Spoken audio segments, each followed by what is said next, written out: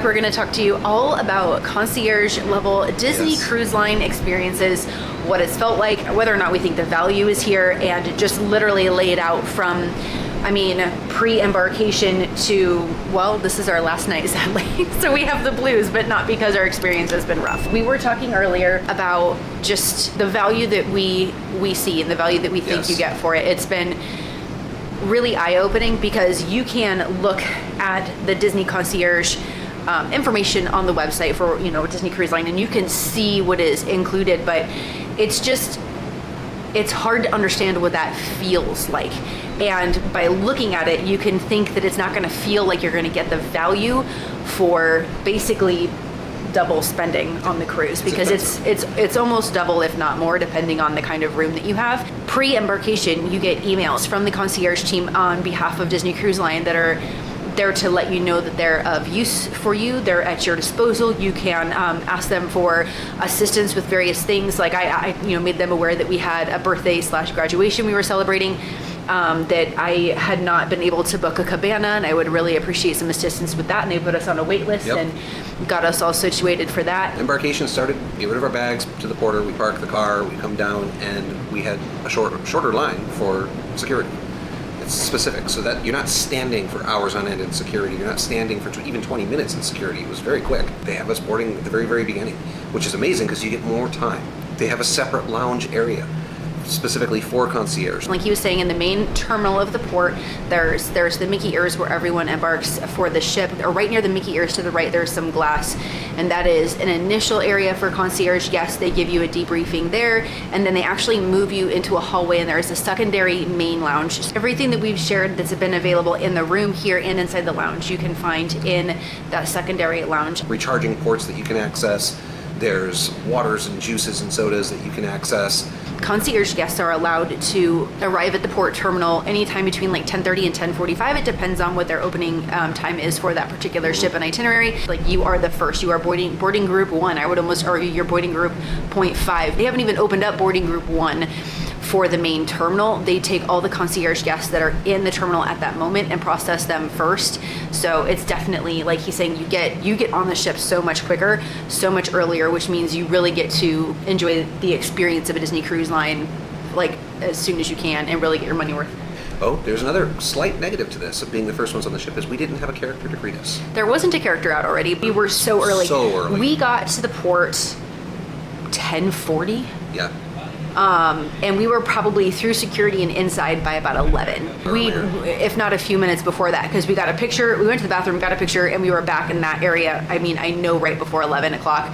So my guess is that because full embarkation hadn't fully started, one of our friends just wasn't ready yet, maybe taking a cat nap, trying to recharge between. The mouse was taking a cat nap. Between the previous sailing that was, because the ship does dock that morning, it is a very quick turnaround. I will give them that. So, but yes, we didn't see a character. So if you're excited about seeing somebody right when you walk in, maybe pick a little bit later of a check-in time. We headed back. You get a lunch, like a sit-down, actual, like really nicely set up lunch, similar to what you get for like one of the dinners, where you get options for entrees and options for appetizers. And desserts. And they provide you with, this is a little bit different, they provide you with champagne, and they provide you with wine, and you can have these things as included with your experience. And once you're there, there's a lot of things that you can only do when you're on the ship, like adjusting palo times and things like that. And they have dedicated staff ready to help you with those things. The concierge cast members that are going to be on the trip for your itinerary, they are incredible, and they will literally take care of anything and everything that you wish. So anything you would go to guest services for, an adjustment made for a reservation that you have with Paolo or Remy, they will take care of it for you. In fact, they're like, no, please let me do that. Because when we arrived, they just basically like guided us over to Royal Court that's right there off the atrium. And I was asking, are the representatives already downstairs for Paolo and Remy? Because I want to change a reservation. She's like, no, Miss Stephanie, I will take care of that for you. So she made a note and asked what their request was. And then, I don't know, I think we'd finished our appetizers, and she came by and she's like, just wanted to let you know it's all taken care of. And it was like, wow. Yeah, it's so amazing. A side note though, if you're not traveling concierge, just know that if there is something that you're looking for that's not available, that is a dining reservation with Paolo or Remy, then make sure that once you embark, you go downstairs to deck 3, just below the atrium, and there's usually representatives there, and they have some slots that have been held over, so you might be able to still snag what you're looking for. A solid note here, if you are somebody that likes to consume alcohol, the value of concierge is going to go up considerably. We will discuss this as we go, but it will go up considerably. Yeah. The fact that at lunch they're providing you with champagne and wine or beer. As much as you want. It wasn't like your first round was on us. It was like, you want it, they're going to bring you more. And they kept bringing you more. And and so that right there, at the prices that you ever get, even in a bar, even just going out to a bar, let alone on a ship, those prices they start to add up. It is a huge value though. Direct monetary. Straight economic value right there, because as we were sitting there, we each had a glass of champagne. And then I had really gone slow with mine because I was like, we're going to take it easy, you know. And he had finished his. They came around and they were like, "Sir, would you like some more?" And he was like, "Sure, I'll take another one. Do you want one?" I'm like, "Oh no, I'm halfway through. Oh wait, thanks though." I was asked, I think 4 more times, "Are you sure you don't want some more?" You had 2 or 3? 2 or 3. I don't remember. Yeah. But I mean, it was a good day. Like that, but I mean that was all included. It wasn't something additional that we had to then charge to our stateroom, if that makes sense. Concierge guests have the first staterooms open. Your staterooms open up at 12:30, which means you already get your key to the world. You already get your room to unpack stuff if you need to. And our stuff was there. But I think we actually physically walked in our room about 1, but they are available at 12:30, which is remarkable because we parked the car 2 hours prior and we're already getting inside of the incredible stateroom, which is stateroom 12,000 here aboard the Disney Fantasy. And it was just mind blowing. And the stateroom attendant was there to introduce herself and make sure that we all understood, what she could help us with and if we needed anything, and just incredibly kind person. Absolutely. Shout out to PJ. For real. PJ, we love you. We do. The additional thing is you have access to a specific lounge that's separate from everybody else. So quieter. Even more so than just the adult area. It's just quiet. There's a lower percentage of people that are accessing it. And on day 1, they had already set up alcohol. Now normally, day 2 and beyond, the alcohol starts at like 5 o'clock. It's like 5 to 10 or 5 to 10:30. And it's pretty good stuff, mid-shelf, maybe even dipping to the lower upper shelf. And they pour. They don't shy away from giving you anything. They will just keep shoveling it at you all night long if you want. It's so wild. It is absolutely crazy. I think the first thing I got was just a neat Macallan 12 because I like whiskeys, and I think he poured like that much in a rocks glass. Like it had to have been a 4 pour, not a 2 pour. Ridiculous. And that was just the normal. He was like, here you go, take it. Yeah, whatever you want. Take it away, do what you want. Do you want anything? Are you sure you don't want anything? Yeah, it was just, and that was it. So embarkation day, it was like from embarkation on, you could get alcohol, which is just wild. Because if you think about that, I mean, that's so much in economic value right there. So that's just bonkers. Absolutely. And they're so kind. They are so kind. Extremely kind. For concierge specific benefits, when we were done with dinner, we came back to the room, relaxed a little bit, got ready because there was our first Broadway level show, which was Aladdin. Amazing show, right? And as a concierge guest, you gather 40 minutes before the show in that lounge, and they take you down a backstage elevator that goes straight down into the theater. You don't even see people that are waiting on the other side of the theater. Nope. Doors. And you are handed a popcorn. And You're put into the theater. I walked through the lounge, and the gentleman, the concierge gentleman that was normally pouring the drinks, looked at me and said, "Macallan 12?" Yes. And gave me more. Yes. And I carried that glass down into the theater and sat there with popcorn and a whiskey. Yes. And we got to choose any seats in the theater we wanted. And First picks, We sat there for a while just chatting and relaxing, but it was amazing. And to have that kind of early access for seats when you're normally waiting in line in a crowd of people that are shoving and pushing. And it's so loud in there. It's incredible. It's just so peaceful, so relaxing. That is, I think, the number one takeaway, especially from day 1, was that it was more relaxing. Everything is so much more relaxed. Taken care of. Absolutely. As it is, we love Disney cruising because it gives the kids an escape from the parents an escape from the kids, and then you also still have that togetherness. You have the moments when you're all together, whether it's watching a show or having beach time or enjoying a fun dinner together. You have these moments of togetherness, but everyone also gets a little bit of respite too. So you get a little bit of everything all wrapped up into one. And don't get me wrong, it's amazing even if you're not sailing at a concierge level, because it is much more relaxing than going to a park. That said, it's even more so relaxing if you're sailing at the concierge level, because that hallway in front of the Walt Disney World Theater where Preludes is, where you can get your drinks, and the popcorn where all the different shopping is, they also have character meet and greets and such, and that's also happening before the shows are starting. And so it can get very busy, it can get very loud, and it's not that it's not manageable, it's totally manageable. And seeing the characters on board the ship is so much easier, and you get so much more time than trying to do this in the parks. I mean, just on distance alone, like you really don't have to go far to see all of our friends, you know what I mean? But it's a whole other caliber if you're sailing concierge, because like he said, you know, we went into the lounge, he got his drink, I got something to drink. I think I just grabbed a San Pellegrino, but it was like we got our drinks, we took the elevator, and you were literally dropped at orchestra level. We got popcorn and we could just relax.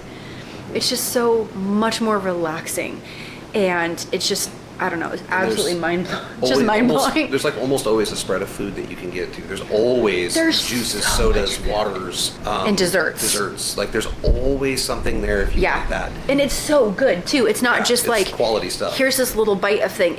There's a lot offered, and we've checked out everything during the breakfast hours. There's been different yogurt parfaits, muesli that is like set like overnight oats almost. There's been different kinds of pastries and breakfast breads. There's been juices, different kinds of smoothies. There's a full coffee machine that does hot cocoa, but it also does like cappuccinos and lattes and things of that nature. And there's all the different sodas and juice you could want. There's tea. It's a pretty good spread. Yes. Like you could bring in a lot of things and have a pretty nice little setup.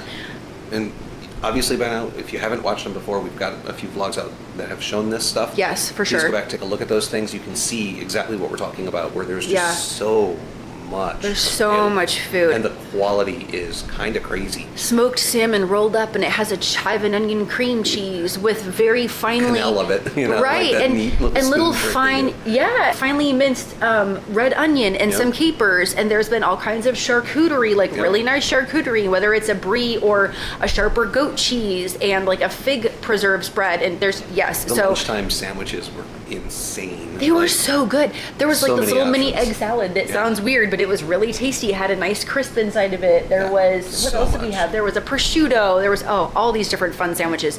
There's always some kind of muffin or breaded option. And there's more often than not something for the sweet tooth as well. The access to food, the proximity, because it's so close, it is so worth it. Better breakfast options.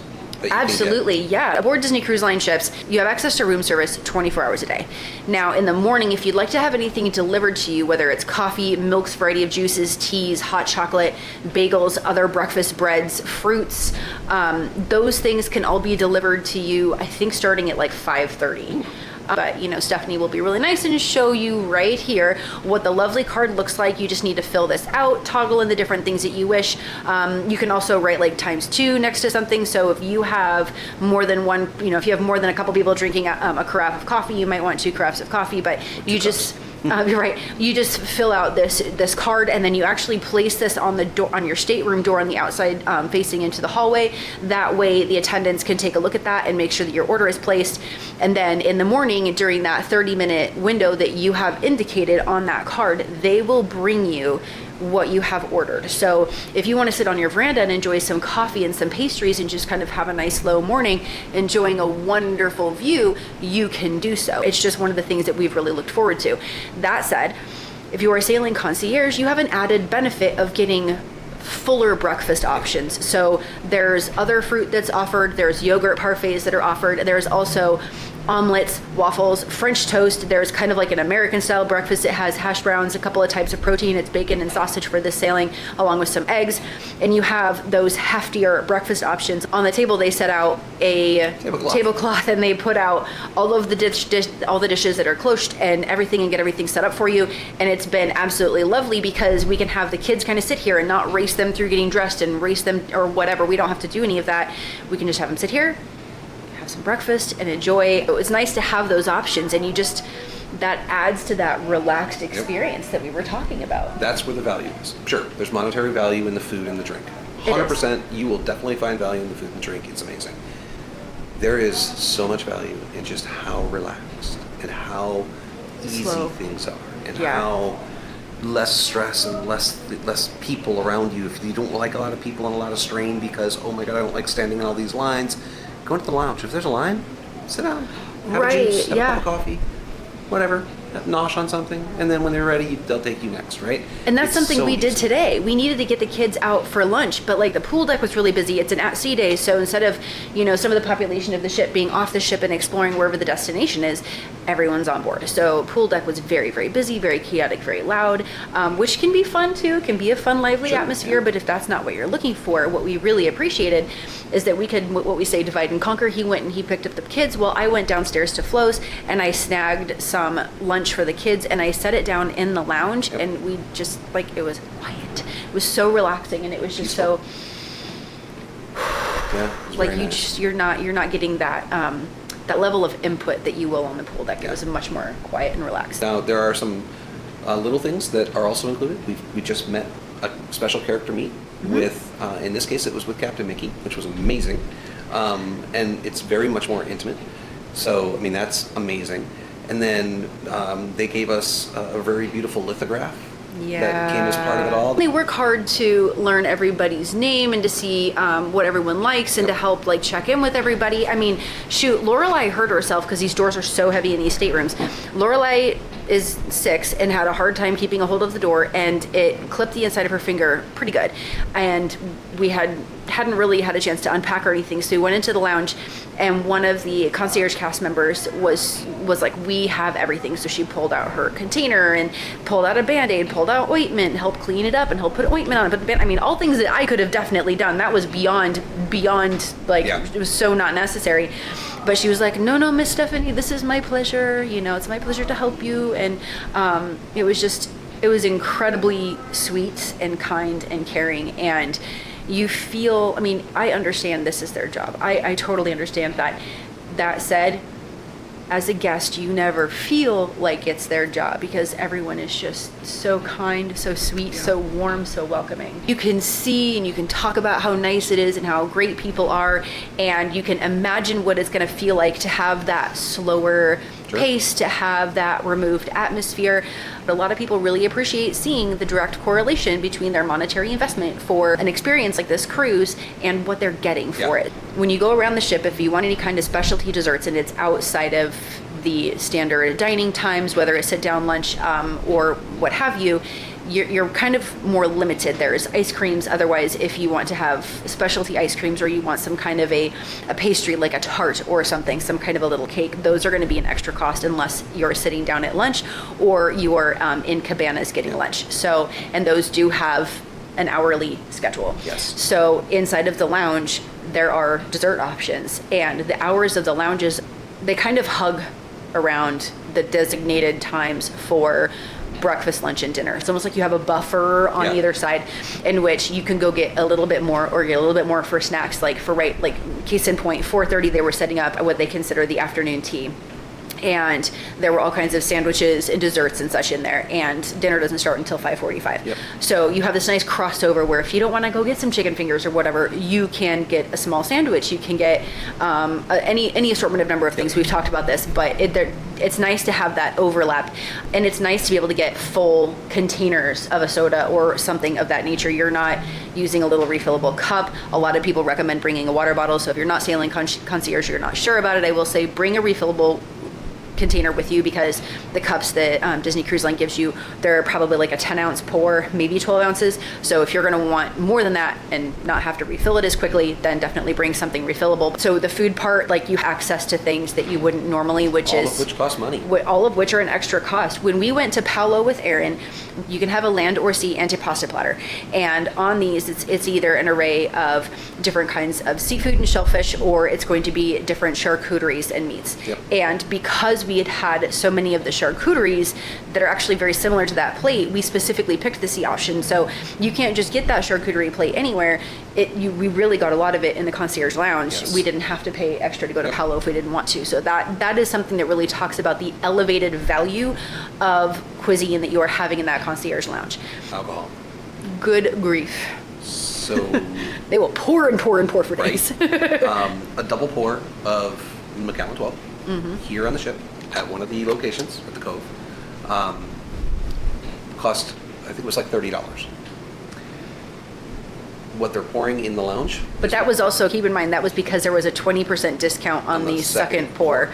So we had estimated it was probably really close to like $18 Yep. per ounce. Yep, and or whether that's an ounce or an ounce and a half. I don't know. Yeah, what per their pour. Math, I don't know what their Yeah. math is, but they're per pour. Whether it's a single or a Probably an double. ounce. Yeah, probably $18 for Yeah. their single pour option. And what they're pouring in the lounge is like a 4 pour, not a 2, because they're not even bothering to measure. They're just pouring it. Oh my gosh. Into the Yeah, glass. like substantial, like please, Stephanie, show right here how much they're pouring, because it's been like, It's hefty. what? But if that's a normal for them, that's $60 in your hand as you're Yeah. walking out. And if You can get as much of it as you want. Yeah, if you want to get plastered, go for it. I don't recommend it because it is a Disney cruise. But if you want to just like I can consume a pretty large amount without feeling inebriated, and I would probably get 2 of those, maybe a third, depending on how late we were doing things and what was going on for the night. But that's $120. Easy Easily. $120. That's in one sitting. That's just Yeah. one day. That's not even including embarkation. I don't Or the even know food. how much we had at embarkation, Oh, good because Lord. like he definitely had a couple of pours during embarkation. I know that you had, I think, 2 glasses of wine earlier in the afternoon, because at night you had the Macallan. Earlier in the afternoon you had like 2 glasses of Chardonnay. Yep. Like, guys, Chardonnay can be anywhere from $12 to $15 Yep. as well for a halfway decent glass of Chardonnay. So even just the cost and how much alcohol you're consuming is just insane. And I don't think I drank crazy, but I think myself alone, I probably drank what would have cost us $400 worth of whiskey. Oh, easy, and that's not including anything I've had. And if it's the 2 of you both drinking, and you're spending anywhere from $200 to $400 a day in alcohol, like that's. And mind you, that sounds like a lot because it's a lot of money. But that's because alcohol's expensive. Alcohol's expensive, especially on a ship. Expensive. And you're not. I'm not asking for the bottom shelf stuff, right? Macallan 12 is mid. It's a solid mid. Yeah. So it's not like you're drinking the bottom shelf things. You're drinking a little bit more, and that's why that price goes up. And you're on the ship, so the price goes up even more, because right? it's expensive. Disney's expensive. Doing any kind of vacation, they're going to elevate the cost on that alcohol anyhow. But yeah, I mean, go to the bar and get 4 doubles of whiskey over the course of your evening at the bar. How much are you spending? For sure. It's just wow. It adds And the up fast. fact that he could have that and take that into the theater was really great. The fact that he can take that into our stateroom, into dinner, wherever he wanted to go, like we can take that alcohol anywhere we want to go. That is just, well, that's luxury right there. Yeah. I'll say that. It's just fantastic. But what's also interesting is when we were sitting inside of the theater, and we forgot to mention this, is they actually had servers that came around for the concierge guests only and asked if you wanted any refills on popcorn, any refills on your drinks, wanted any new drinks, or if there's anything that you could get. And I thought maybe I just was misremembering at first, but then it was confirmed that it was only for concierge guests, because there was a lady behind me who was like, "Oh, can I order something?" And he was like, "Oh, sorry," and he was like trying to be really nice and saying like, "Oh, this is just for the concierge guests that are here." So he helped her and he gave her some information, but it's like that is the level of service. Like, Yeah. you are getting people to take care of you every step of the way, so you can sincerely and in full relax. just relax and let go of everything and just really truly enjoy your vacation. We're curious though, what questions do you have about sailing concierge? What information can we help you understand? Please comment down below or connect with me at Motivational Pinup on any social media channel. You'll also find my website. Just message me or comment down below and let us know any questions you have or any curiosities you have. Or if you have sailed concierge, let us know what you think, if you think the value is there, and if it's something that you have enjoyed. I know I would say that I don't know how you top this. It's really hard to think that something could be better than this experience. So I mean, I would say a 20, but I firmly believe that there's always room for improvement. So I'd probably say a 19, just in case you're maybe new. We roll things on a D20, a D&D dice, D20, and it is your main dice that you use to see whether or not you succeed or fail in one of your actions. And so 10 is the average. Anything below 10 is how under average or underwhelming something is, and then anything above 10 is going to be how above average or how much above average it is. So I would definitely rate this a 19, only because I think there might be room for improvement somewhere, but I'm not sure where it is. Yeah, I would agree. I think a 19, and for the same reason, I think maybe there's room for improvement somewhere. this was about as close to a critical success as you're going to get. This Yeah. was so amazing and so worth the cost. And I could see myself doing this over and over again. Like, this is amazing. Yes. Well, and as a caveat, okay, we don't know that we would actually book this room again. Not this room. This room, and it's not that it's not amazing. Once in a lifetime room. This room is absolutely incredible. This is room 12,000 aboard the Disney Fantasy. It's a 1-bedroom concierge stateroom that the inside of it is going to be similar to other rooms that you can stay in that are the 1-bedroom suites. You have the queen bed, and it has pocket doors that can seal up. You have a 2-bed sleeper sofa, and you have a Murphy bed, and then you have a nice table so that you can sit down and enjoy some breakfast, or just sit down and relax and have a table as a surface to utilize if you should need that. The thing that makes this room so different is that there is this 84 square foot veranda that we are sitting on. It is absolutely massive, and it is stunning. It really is beautiful. There's so much space, and it's so nice to sit out here. I mean, you can't have a lounger in a standard stateroom. That's just not going to happen. It's too large. So the fact that you could sit out on a lounger in a private space and put 3 of them in a row, and you, like, it is that long. Yeah, you could definitely fit 3 of these going forward until you hit that glass. Like, you could fit it all there. So that's what's amazing. There's so much space out here. The thing that we both said that we agreed is that we don't really like that if we wanted to walk up to the glass because we wanted to look over the bow of the ship and we want to get closer, we're then on display. We don't have that privacy. So if I wanted to walk out here in my pajamas, I was very aware of the fact that directly above me is the Satellite Falls and Quiet Cove area that's for adults only.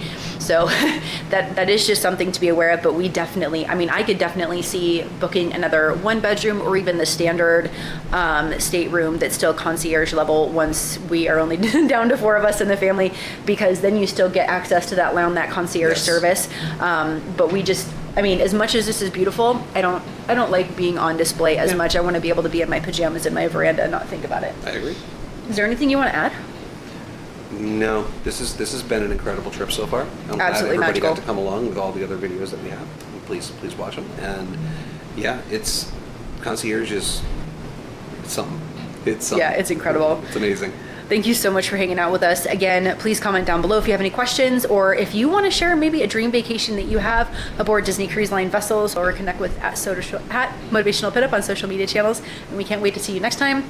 Don't forget to subscribe, hang out with us, like this video, tell us if there's anything you're looking for, and make sure the notification bell has been triggered so that you can see what's coming out next, because we have so much more coming. I know it's not Disney, but we're gonna go to Epic Universe opening day. So if you like Universal content too, I live for Universal content as well. So we love to share the parks. We'll love to share the different events. So definitely make sure that you are hanging out, subscribed, and you got that notification bell turned on. Until next time, cheers.